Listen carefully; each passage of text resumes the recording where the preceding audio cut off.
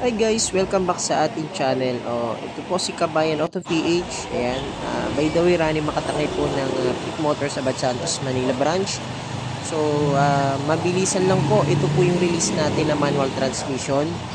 And ito po yung mga previous na binigay po nating i-client. Meron po tayong set garnish. Ayan, kumpleto na po yan.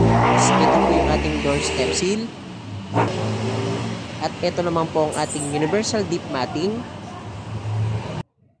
Ayan, kung napapansin nyo po, mas maganda na po yung ating setup ng ating Montero Sport manual transmission.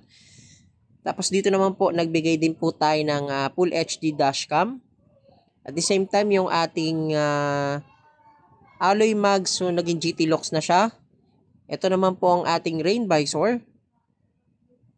Tapos dito naman po, syempre, yung ating GT spoiler para maging sporty look yung ating Montero Sport. So, ayan na po yung setup ng ating manual na Montero Sport from Nueva Ecija. So, waiting kami ni Sir. Bumili na kayo, maganda.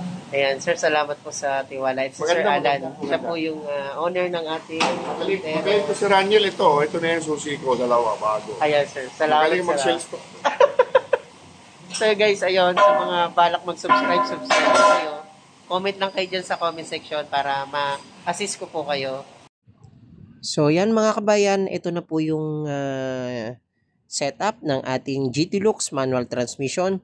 So ano pang hinihintay nyo? Baka gusto nyo rin po ng ganitong setup at ganitong mga previous na ma-avail nyo po. So comment lang po kayo dyan sa ating comment section. So meron po tayong Viber ready at tawagan nyo lang po ako. Maraming salamat. God bless.